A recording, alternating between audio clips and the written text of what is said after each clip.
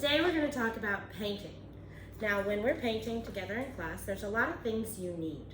You need a water bowl, paint, a brush, paper towel, something to write your name with, and a paper.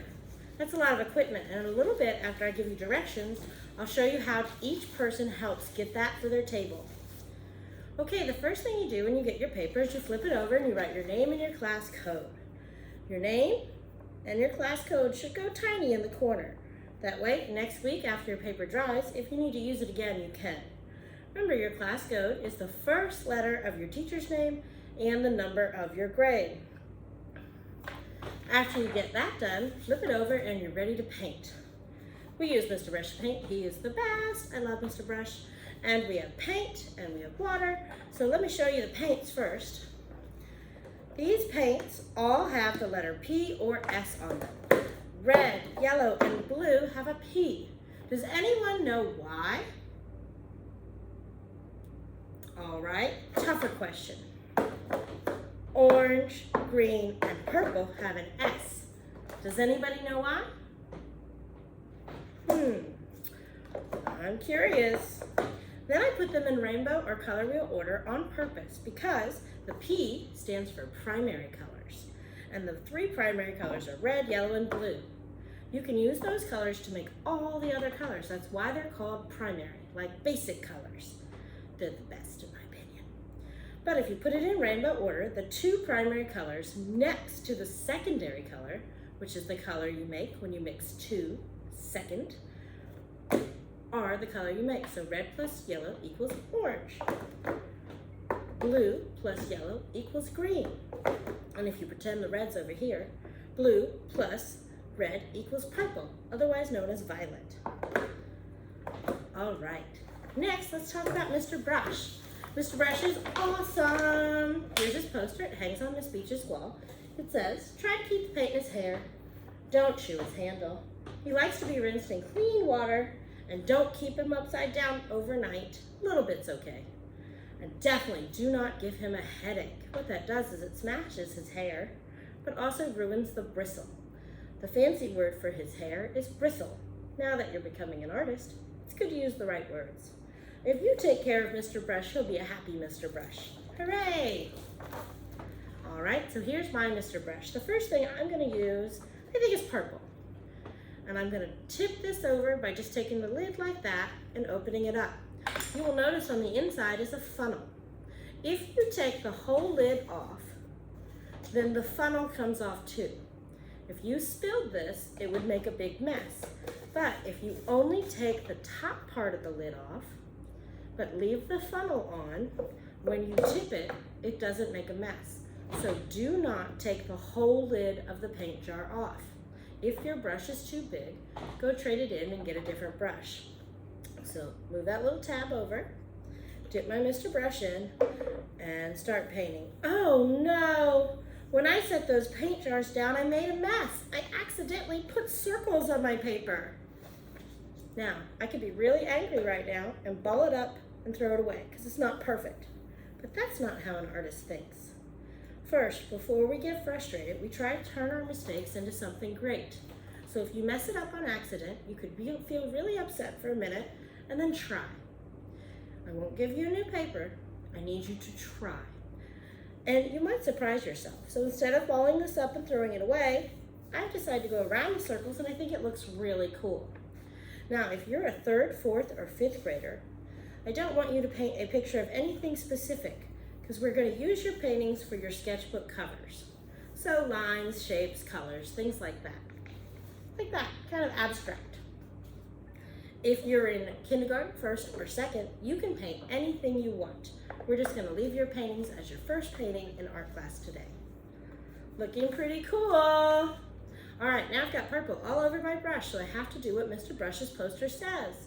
I need to wash him off in the hot tub.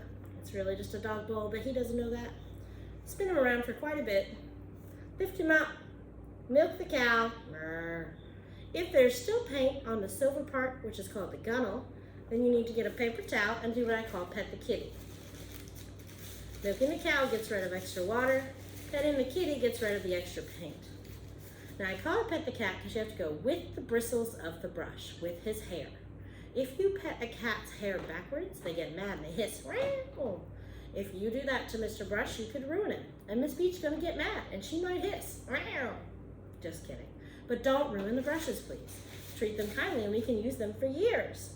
All right, I think I'm gonna do blue next to my purple. Now, purple's a secondary color and blue is a primary color. But when I mix them together, I make this beautiful bluish, ocean blue, deep water color. And I love it. But here's the thing. It has the easiest name ever. It is called blue/violet. You take the primary color name and the secondary color name and you put them together. Blue-violet. Pretty amazing. All right, now let me try mixing a little blue-green. What a boring name though. I bet we could think of better names. These colors that are in between, the blue-greens, the blue-violets, they are called intermediate colors, which is a giant word, but it means the in-between colors. They're right in between a primary and a secondary color. They're some of my favorite colors to mix. You can see I've made a really beautiful blue-green here. All right, I've got green all over my brush. What do I need to do next? You're right, wash them off. Okay, like this? This sound like the cow? No, milk the cow. Squeeze the extra water off. All right, pet the kitty, right? No, go with the bristle of the brush, just like that. Good job. Then you're ready to paint another day. Now, you fill your paper up with paint. When you're done, you're gonna do 3 things. You're gonna bring Miss Beach her painting, and she will put it on a piece of cardboard to put on the drying rack. 2, you drop your brush in the sink. 3, you go get a wipe and wipe down your table. After you get that done, you can either help clean up other art supplies, like bring the doggy bowls to the sink or the paint trays to the counter if everybody at your table's done, or you can go help other tables. That would be really helpful. I do always need a brush washer, which I'll teach you how to do in a minute. Thank you so much. Have fun painting today.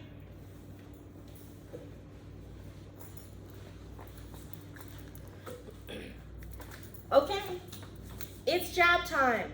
Not everybody can come to the paint counter at once. It gets too crowded. So listen for your chair number for your job.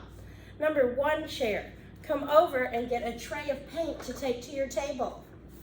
Number 1 chair, come get the tray of paint. At the end of art class, you bring it back, you put it 2 stacks, 3 high. Just like that. Pretty great. Number 2 chair, count how many people are at your table and come tell me. I will give you that amount of paper. Number 2 chair, come get paper for everyone at your table. Number 3 chair, I would like you to come over and get a doggy bowl of water. If there are a lot of people at your table, you can get 1 or 2. If it's hard for you to carry, then take 1 and come back and get another 1. Number 3 chair, come get 1 or 2 doggy bowls of water. When you're done, if you help clean, you can stack them crisscross and fill them with clean water. That would be helpful. Number 4 chair, count how many people are at your table and come tell me how many paper towels you need. Number 4 chair, how many paper towels do you need for everybody at your table to have 1?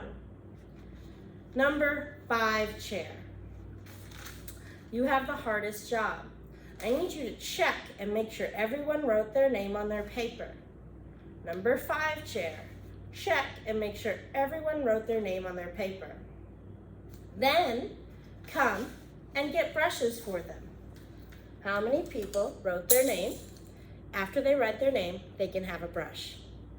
Okay, have fun painting. All right, friends, it's time to wash some brushes. If you finish early and you want to help out, you can wash doggy bowls or brushes. Remember, the first thing you were going to do was bring me your painting, and then put your brush in the sink, and then go wipe your table. You have 3 steps when you're done painting.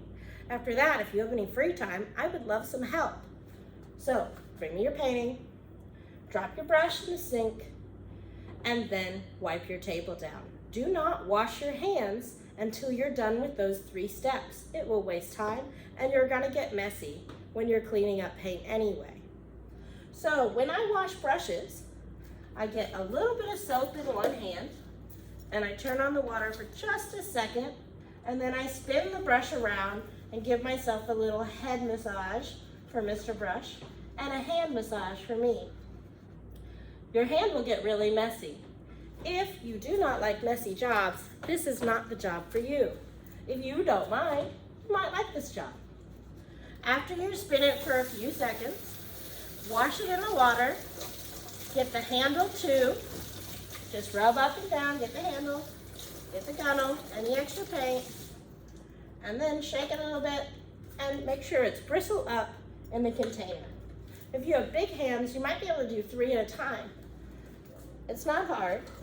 You just put them together. Well, here's 2. You put them together and do the same trick.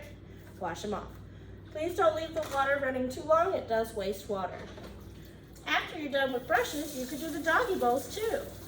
You just wipe around, just rubbing wherever there's a gooey bit of paint, and then fill it about halfway with water and set it crisscross on the side over here.